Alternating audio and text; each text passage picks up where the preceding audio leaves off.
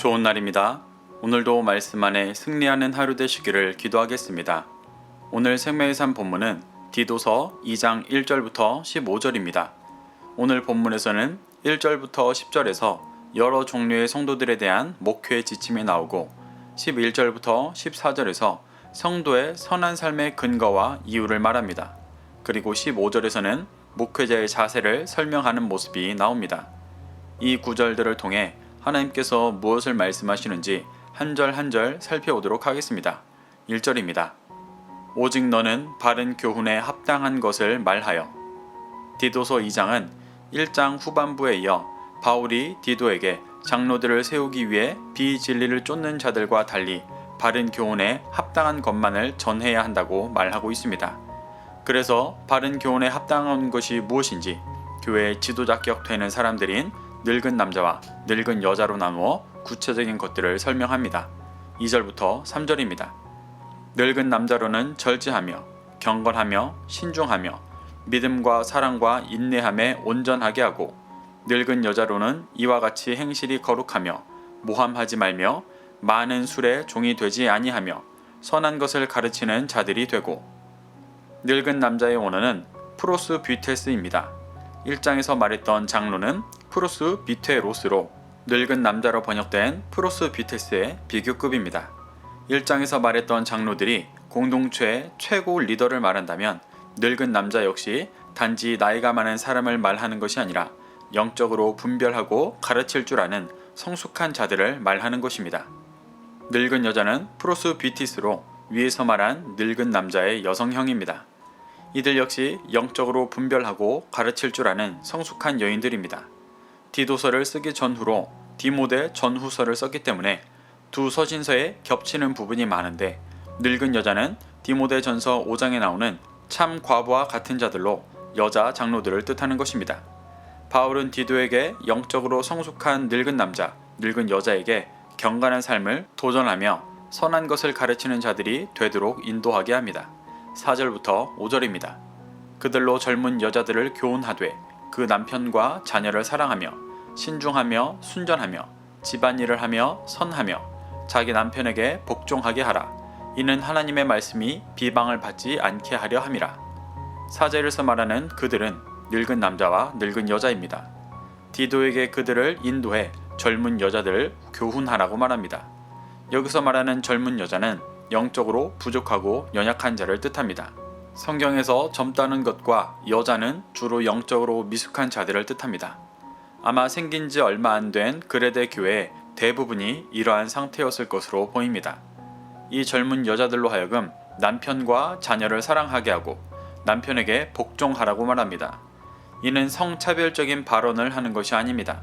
앞서 젊은 여자라는 존재가 영적으로 부족하고 연약한 자라고 말했듯 성경에서 남편은 성숙한 자를 뜻합니다.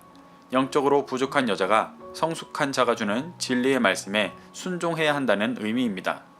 신중하고 순전하여 집안일을 하라는 건 역시 우리가 쉽게 생각하는 청소, 빨래 등의 집안일을 말하는 것이 아닙니다.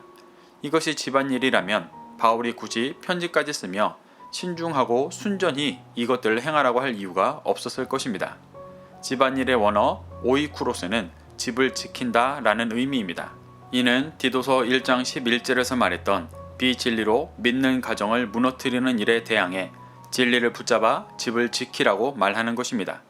이런 일을 해야 하나님의 말씀이 비방받지 않는 것이기 때문에 바울은 장로들에게 이것을 가르치도록 디도를 통해 권면하고 있는 것입니다. 6절부터 8절입니다. 너는 이와 같이 젊은 남자들을 신중하도록 권면하되 범사에 내 자신이 선한 일에 본을 보이며 교훈에 부패하지 아니함과 단정함과 책망할 것이 없는 바른 말을 하게 하라. 이는 대적하는 자로 하여금 부끄러워 우리를 악하다 할 것이 없게 하려 함이라. 바울은 또한 젊은 남자들을 신중하도록 권면하라고 말합니다. 젊은 여자는 리더들을 통해 권면하게 한 것과 다르게 젊은 남자는 디도가 직접 권면하도록 하고 있습니다. 젊은 남자는 아직 미숙하지만 진리를 믿고 따르는 자들을 뜻합니다. 그래서 젊은 여자에게는 남편의 말씀에 순종하여 하나님의 말씀이 비방받지 않게 하라고 했지만, 젊은 남자에게는 더 나아가 본을 보이고 바른 말을 해 대적자들로 하여금 부끄럽게 하며 악하다 할 것이 없게 하라고 말합니다. 7절에 선한 일에 본을 보이라에서 본의 원어가 튀포스로 자국, 흔적, 형상이라는 뜻입니다. 이는 예수 그리스도께서 행하셨던 모든 죄인을 구원하시기 위해 자신을 내어주신 일의 흔적을 따르라는 말입니다. 그리고 8절에서 말하는 바른 말은 진실된 말로 1장에서 말했던 헬라파나 비진리를 말하는 이들과 다르게 그리스도의 진실된 복음만을 말하라는 뜻입니다. 그래야 하나님의 말씀이 비방받지 않는 것을 넘어 비방하는 대적자들이 부끄러워하고 악하다 할 것이 없기 때문에 젊은 남자를 이러한 삶으로 권면하고 있는 것입니다. 9절부터 10절입니다. 종들은 자기 상전들에게 범사에 순종하여 기쁘게 하고 거슬러 말하지 말며 훔치지 말고 오히려 모든 참된 신실성을 나타내게 하라. 이는 범사에 우리 구주 하나님의 교훈을 빛나게 하려 함이라. 바울은 이어 종들의 태도에 대해 말합니다. 당신은 노예 제도가 있었기 때문에 이 본문은 1차적으로 종이 주인을 대할 때의 모습에 대해 말합니다. 그런데 종에게 무조건적으로 주인의 말에 거스르지 말고 순종하라고 하는 것이 조금 이상합니다. 대부분 비진리를 쫓는 글에 대해서 주인이 비진리를 말하는 경우가 다반사일 것이기 때문입니다. 이 관계는 본질적으로 하나님과 하나님을 믿고 따르는 종된 우리의 관계를 말하는 것입니다. 디도서와 같은 시기에 작성된 디모데서에서도 종과 상전과의 관계를 말합니다. 디모데전서 6장 1절을 보면 종에 대해 그냥 종이라고 하지 않고 멍에 아래에 있는 종이라고 표현합니다. 멍에를 메고 있다는 것은 마태복음 11장 29절에서 예수님께서 매라고 하셨던 예수님의 멍에를 맨 자를 뜻합니다. 예수님의 멍에를 맨다는 것은 예수님의 말씀, 자유케 하는 참된 진리를 메고 살아가는 것을 말합니다. 그러니 바울이 디모데서와 디도서에서 말하는 종의 본질적인 의미는 예수님의 말씀을 메고 있는 종을 뜻하는 것입니다. 상전을 뜻하는 단어 디스포테스는 하나님과 예수님을 표현할 때도 자주 사용되었던 표현이었습니다. 바울은 디도에게 예수님의 멍에를 맨 종이 하나님께 범사에 순종하고 기쁘시게 하고 거슬러 말하지 말며 진리를 훔치지 말고 모든 참된 신실성을 나타내어 하나님의 교훈을 빛나게 하라고 가르치고 있는 것입니다. 11절부터 14절입니다.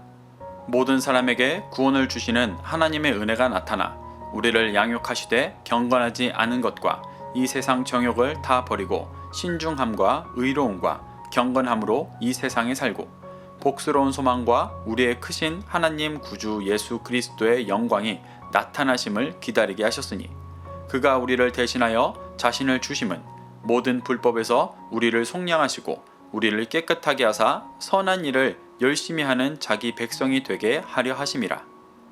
바울은 모든 사람에게 구원을 주시는 하나님의 은혜가 나타나 우리를 양육하신다고 말합니다.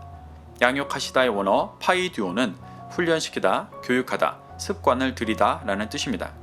이는 단지 지식을 전달하는 교육이 아닌 인격적, 영적인 변화를 위한 교육을 뜻합니다. 이 양육하는 방법으로 먼저 경건하지 않은 것과 이 세상의 정욕을 다 버리게 해주신다고 말씀하십니다. 특히나 비진리 속에 있던 그레데인들에게 경건하지 않은 것과 이 세상의 정욕을 버리는 일은 매우 중요한 일이었습니다. 또 신중함과 의로움과 경건함으로 이 세상을 살게 하신다고 말씀하십니다. 죄로 가득한 이 세상에서 회개하고 버린 비진리를 또 다시 추구하지 않도록 신중하고 의롭고 경건하게 살아가도록 도우시는 은혜를 고백하는 것입니다. 또 복스러운 소망과 그리스도의 영광이 나타나심을 기다리게 하셨다고 말합니다. 복스러운 소망과 그리스도의 영광은 같은 의미입니다. 다시 오실 그리스도를 기다리며 그 영광 가운데 들어갈 수 있는 구원의 은혜를 주셨음을 고백하는 것입니다. 그리고 14절에서 그리스도의 영광이 나타나심을 기다릴 수 있게 은혜를 주신 이유가 자기 백성이 되게 하려 하심이라고 말합니다.